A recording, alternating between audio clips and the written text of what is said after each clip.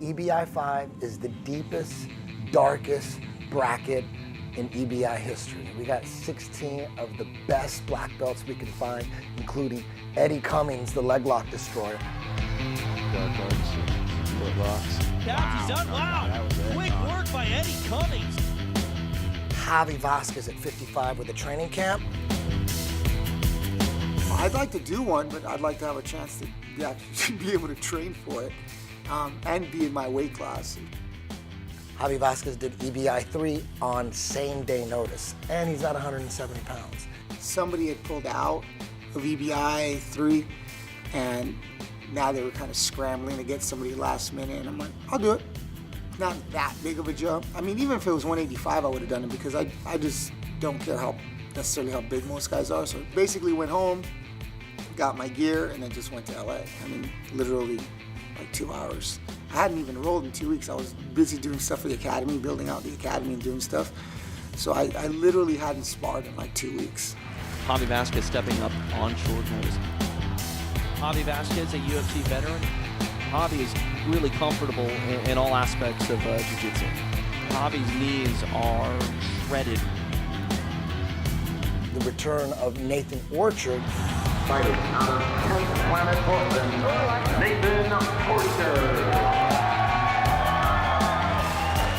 The last time we did 155, the lightweights, he ended up in the finals with Denny Prokopos. Denny went on to win in triple overtime, but Nathan Orchard is on fire right now. He's the best he's ever been.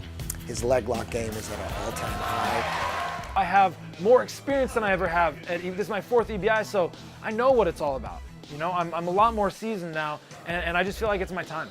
To be honest, I'm happy to compete against anyone in this tournament, only because I respect everyone that's in this tournament so much. To beat anyone would be a great honor. Whoever I match up against, I just know it's gonna be exciting. Doesn't matter who. I'm known pretty well for Eddie named it after me, the Dead Orchard. It's like a double arm triangle arm bar, if you will. I hit my first one in competition in 2012, and been polishing it ever since then. We got Hani Yahya, Abu Dhabi ADCC gold medalist. I represent Brazil and Constrictor team, and my jiu-jitsu specialty are the chokes. I've been competing for many years and have hard training for many years in the high level, and I think I'm the best fighter there. He's definitely one of the best 55ers on the planet. I'm ready to everybody, and I'm pretty confident I'm gonna beat everybody there because I feel great. I feel in a great moment now. We also got the returning champion, Denny Prokopos. He could easily win this whole thing. I've been training for 14 and a half years now. Received my black belt in 2009. First black belt actually in the 10th Planet Jiu-Jitsu system under Eddie Bravo. I've been training for a long time, so I've had a lot of things to develop. Definitely my rubber guard, my twister. If I can find the neck, I can choke it. EBI 2, my very first match, I ended up passing, attempting a Kimura, but going for an armbar, and then taking the back and finishing with the rear naked choke. My second match at EBI, again, I passed the guard with a twister pass, and then after that, I set up the twister roll. I went to the truck and I finished with a twister. My third match was a battle with Russ Mira. There was a good amount of time that he spent being in my closed guard and being in my rubber guard.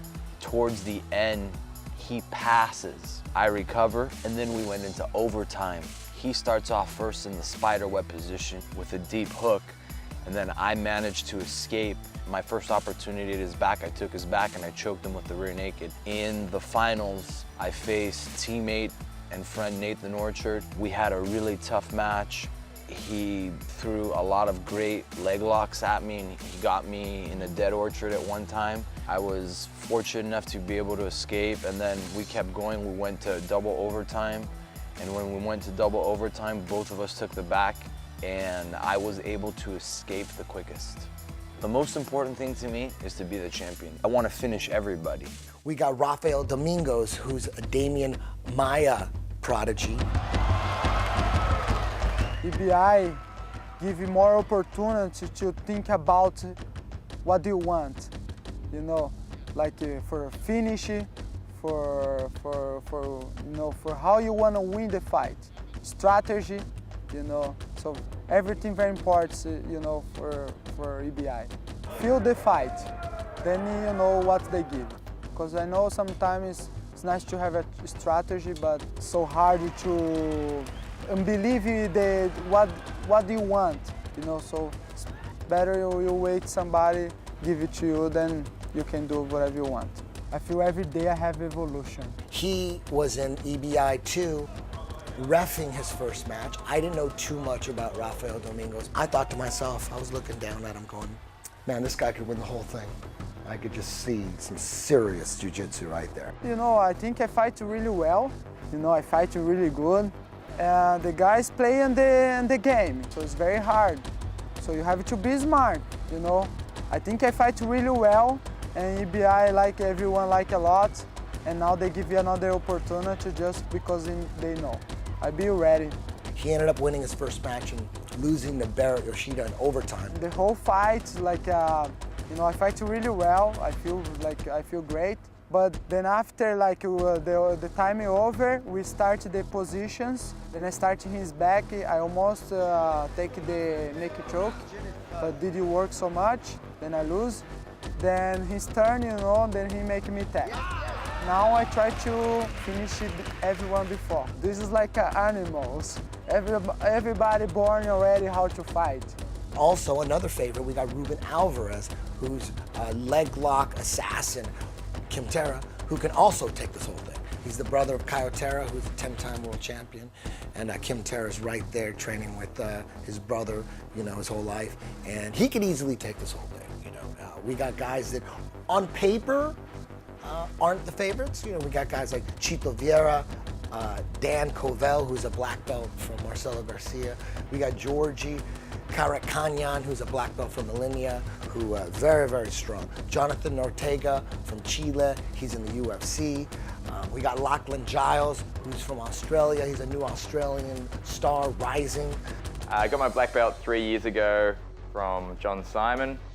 I won the Pan Pacific Championships at black belt no-gi in 2014 and in 2015, and the open weight no-gi 2014 and 2015. And Pan Pacific Championships is the biggest competition in Australia. The Abu Dhabi Pro Trials through Australia. About 1 year ago, I opened up this gym, Absolute Mixed Martial Arts, in South Yarra, Melbourne, Australia. Train here twice a day. So every day we have a bunch of good guys coming from all over Melbourne and even from interstate. So pretty much we get visitors from all around Australia coming here to give us some of the best training you can get.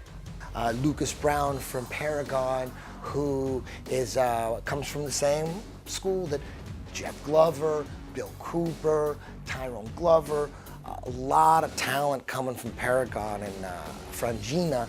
He's got some special little system that he's got for these guys, because one guy could be a fluke, two guys could still be a fluke, but Frangine is putting out incredible jiu-jitsu athletes. We also got Steven Martinez, who replaced Edwin Najmi, who is a BJJ superstar currently. But Steven Martinez comes in and replaces him, and he goes against Eddie Cummings. And on paper, he looks very much like an underdog, but make no mistake about it, Steven Martinez, an EBI veteran, he's better than he's ever been. He's on a high, training harder than he's ever been. This is definitely the deepest EBI bracket so far. It's getting deeper and harder and darker. The division is filled with nothing but killers. And the level's just increasing every tournament. This all black belt bracket, I think, really demonstrates that. These tournaments are becoming more and more serious and are becoming the premier sub-only tournament.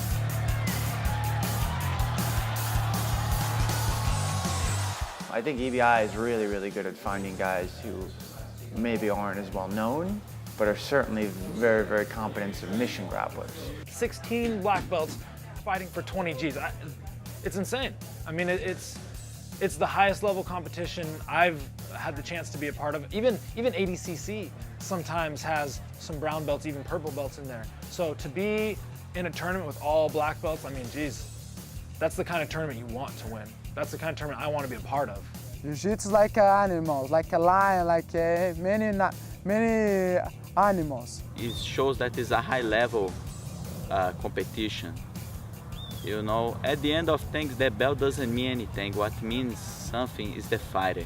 Much more nice when you have black belts, only black belts. Anybody can win, man. You don't know, you take somebody from the street and the guy is very good. And then you wanna like use your jiu-jitsu and maybe not work because the guy is natural. It's natural jiu-jitsu, you know. Some people's have, you never know. You never know. The division is just stacked. Everybody's gonna be a challenge, and I respect everybody, and I've researched everybody. But at the same time, I totally believe that I can beat anybody. I believe in my game, I believe in my jiu-jitsu. I think most grapplers in this tournament really, maybe not advancing the art, but they want to display their talent. That they want to beat other good grapplers. I don't think you get into this sport or art if you don't just want to compete against top-level guys. There's several guys in this tournament that I've been wanting to compete against, and I get to do it basically all in one night. Eddie's the best guy right now. Eddie's the guy that's been lighting everyone on fire. Another guy that I've been wanting to compete against for years is Hani Yahya. So if I can get a hold of Hani in the same night, that would be great. And I know he's good. I just think I'm better. So we'll see how that goes. I have a lot of respect for him, but I think he's gonna lose. I've been involved in producing jiu-jitsu shows for almost 10 years now. And what really makes EBI interesting is that you're almost guaranteed a submission in every single match. There's nobody on the planet that says they don't want to see submissions. Everybody wants to see it. But the creativity of Eddie Bravo is how he forced a submission in almost every match. It's super exciting. EBI differs from the point tournaments simply by making it all about the submission, all about the best part of jiu-jitsu. That's a textbook rear naked choke right there. 2 hooks in. There are lots of jiu-jitsu events throughout the year, but people are always so excited about EBI. I get tons of feedback of people asking when is the next one, who's going to be on the next one, what are the weight classes. Eddie Bravo has a unique way of choosing the fighters that are going to be into it and making sure the matches are exciting. There are tons of great talent in EBI 5, but let's take a look at the left side of the bracket. On the left side, there are 2 names that really stand out for me. One is Eddie Cummings. He was the champ of EBI 4. He's got the best leg lock game in jiu-jitsu competition right now.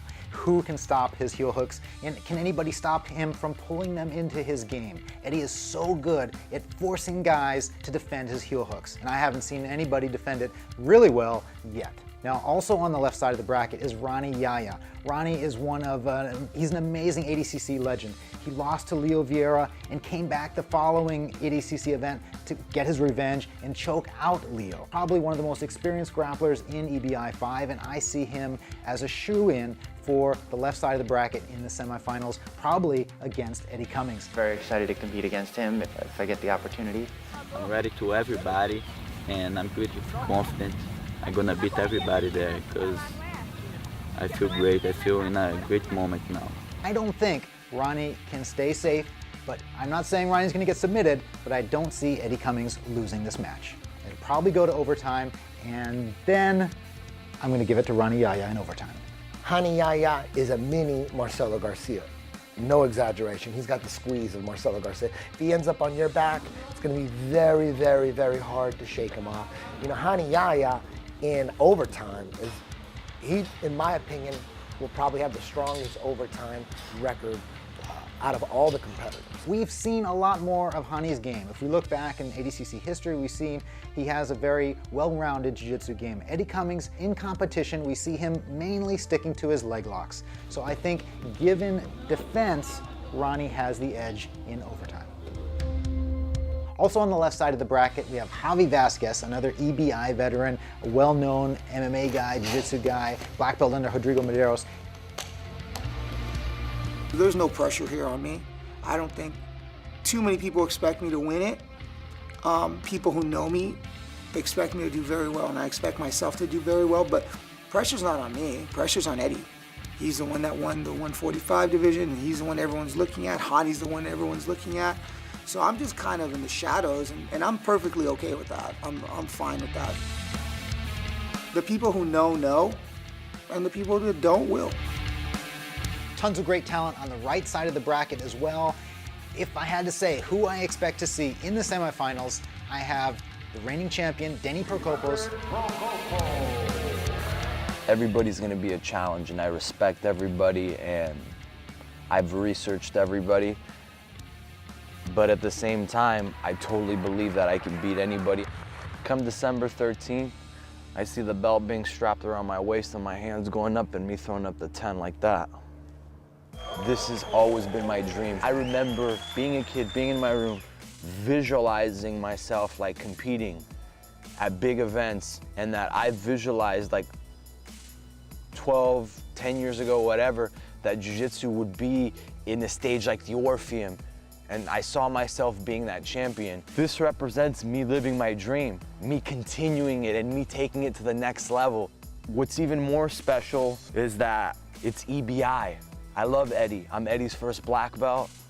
When I fight, he's always the guy that's like, I'm thinking number one. I always want to make my instructor happy, you know? The amount of joy that he gives me just to be there, and right when I'm there, I'm fighting, and then right after I win, boom, he raises my hand. There's nothing like that. And then to be doing that and to be representing at the highest level for 10th Planet, and to have him in his tournament and me being the champion, I'm his first black belt. That's amazing. I couldn't be more grateful that this happened, and I am where I am, and that's my motivation. What's most exciting for me at EBI 5 were the results of EBI 4. Eddie Cummings came in and just decimated the entire bracket. He won, I think his cumulative fight totals were over 4 rounds, 10 minutes and 15 seconds. I mean, that's unheard of. I tend to think that the guys are now aware that this is going to be his game. And they now have had an entire training camp to look at and review the tape. And so it'll be interesting to see who makes the adjustments and can they shut him down, because no one could last time. Spent a lot of time over the last few months looking at Eddie Cummings' footlocks. We do a video analysis class every Saturday, and we've done quite a few on that, just seeing how he sets up his moves and even how people are defending them well. So hopefully that's going to help me. All I'm focusing on is offense for this. I mean, my leg lock offense is so good that I really don't need leg lock defense. So if Eddie Cummings drops on my legs, I'm going to catch him long before he catches me. A lot of people regard Eddie Cummings as the favorite for EBI 5. But if you think about it, he rolled then at 145, and now he's going to be fighting guys at 155. You would think on paper, wow, he's coming up to 55, he might have a disadvantage. But if you know the EBI history, back in EBI 3, he did the 170 division. I was very excited the first time I got the invite to EBI 3. Gary Tonnen, my training partner, was very instrumental in that.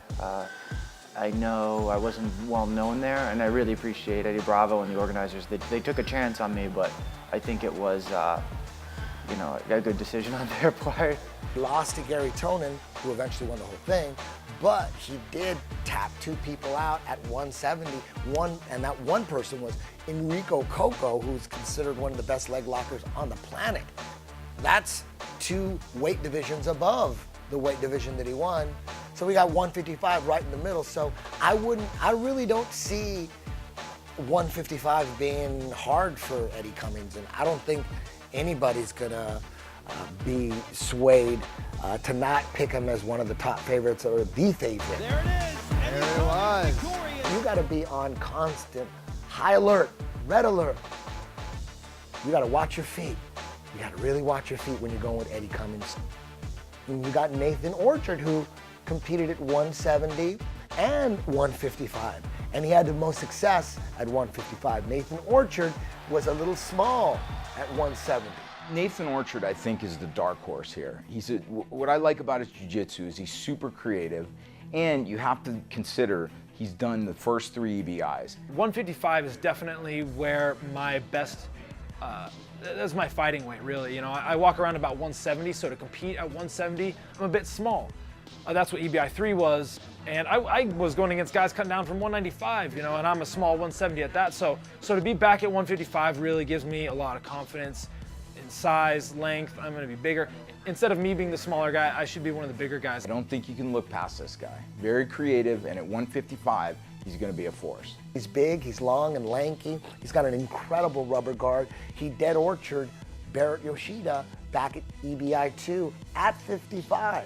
Him coming up with that dead orchard, I've tried to do it a few times, I can't get it down. First position in rubber guard, grab mission control, and I essentially squeeze their other arm up into a triangle, and I'm able to just choose whichever one I want to torque on many different ways. But essentially a triangle choke with both arms in. It'll be very interesting to see Nathan Orchard and Eddie Cummings in the semifinals on the left side of the bracket. Nice, and that's it. The biggest difference between EBI and traditional point tournaments is that in point tournaments, the submission is not crucial. It's not that important. The best part, the sweetest part, the most exciting part is the submission. I definitely feel that it adds more value to the tournament. I feel that right now in this current state, EBI is the most prestigious event. And the reason is because they put the match together that everybody wants to see under the submission-only format. EBI differs from the point tournaments simply by making it all about the submission, all about the best part of jiu-jitsu. EBI offers a platform for the sub-only grappler to really demonstrate their own skill and what the sub-only style is really like. It's what jiu-jitsu should be, in my opinion. I mean, I'm a submission-only fighter, so I'm biased, but it's guys that want to go for the kill, guys that are all about the exciting matches and not necessarily the holding game. You know, I mean, it is a different style of jiu-jitsu, but to me, it's the most exciting. You know, back before I knew really what jiu-jitsu was, I thought jiu-jitsu was submissions. I didn't know jiu-jitsu was points. You know, that's what wrestling is to me. I do jiu-jitsu for the submission. So, you know, I think everyone in this tournament, in all the EBIs, that's what they're really focused on, and that's what makes it better than all other tournaments I've ever seen. Currently, EBI rules are my favorite form of competitive rules, next to no time limit sub-only. Naturally, there's logistical problems with no time limit sub-only, and I think this is a very good compromise. Just leaves a little bit more of a statement if you can finish everyone in regulation. Just going out there and battling against the best, that's all I want to do, is go against the best, so I love it. I've covered jiu-jitsu and MMA around the world, and what I love about EBI is the guys are so motivated. They get no show money, and they're so motivated to get submissions. You've never seen anything like that. Plenty of motivation to do so, because they don't win any money if they're not able to submit the other person. And then the overtime rules also encourage submissions in that we start on each other's back. The guys that are truly the best at finishing you once they get your back, those are the ones that are gonna excel in the EBI format. If you're not good at closing the show off someone's back, you're gonna fall apart in overtime. Overtime is designed to make sure that the best finisher ultimately will have the advantage. It's a 16-man bracket. You would like to spend as little time on the mat leading into the finals to where at least you're giving yourself the best fighting chance to be able to have the best conditioning and not sustain any damage along the way. I mean, I'm trying to avoid those positions at all costs, 100%. The better grapplers maybe need to prepare more for the rule set. You know, I feel there was some very skilled grapplers that lost in the past CBIs due to the overtime rules, and I don't think they prepared correctly for the overtime rules.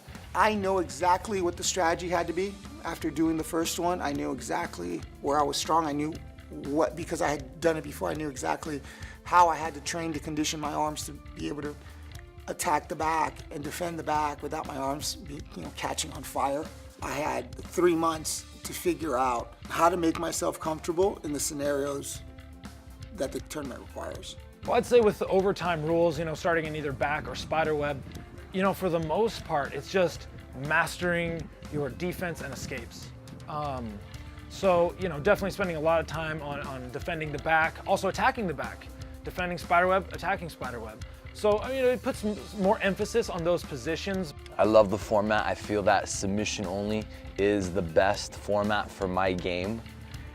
I feel very, very confident in my defense, very confident in my offense, and I specifically love training for these rules. It's new for Jiu-Jitsu. It is something that I really admire, and I really want to promote those kind of rules. Talking to Eddie and seeing what his take was on it with the overtime rounds and why he was doing the 10-minute rounds and what his goal was, I understood because of the time limitations and he wanted to put it on TV, I understood why he did it the way he did it. But I was still like, I'm not into the rules.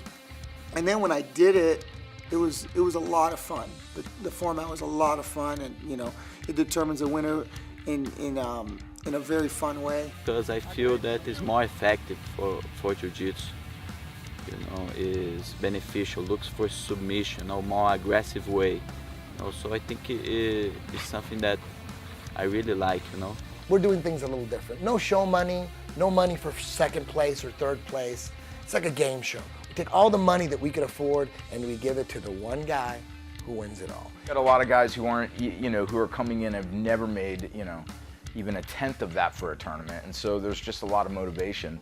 And not only that, with the money has come prestige, because everyone in traditional jiu-jitsu tournaments in the traditional jiu-jitsu circles has become aware of, what happens when you win. Winner take all, 16-man bracket. Only the winner gets paid. $20,000 possible. He gets paid $5,000 per each match he wins in regulation. So if he wins 2 in regulation and 2 in overtime, he gets $10,000. If he wins all matches in regulation, like Eddie Cummings did in EBI 4, he gets a $20,000 check right there and then. $20,000 for grappling is obviously game-changing. Hopefully this continues to make the sport go the way it's going and should go. But I try not to think too much about the money. I don't want the pressure to get in my head of a life-changing paycheck for me as a struggling jiu-jitsu artist.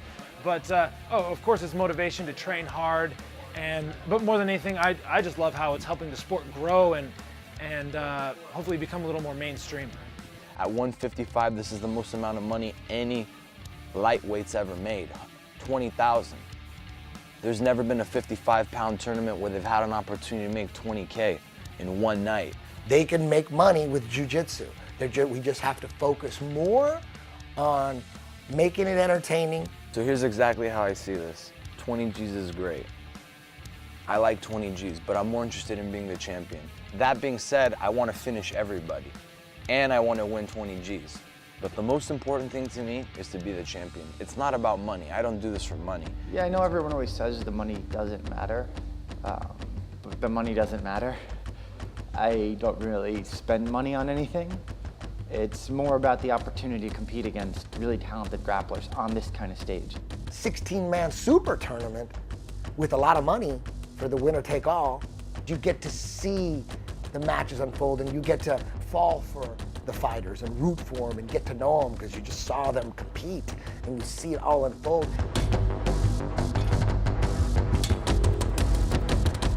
My goal is to create a jiu-jitsu show that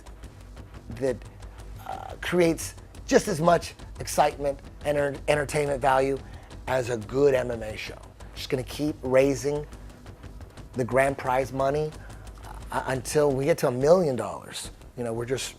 We're gonna keep building, not worry about making money, just worry about the winner making the money.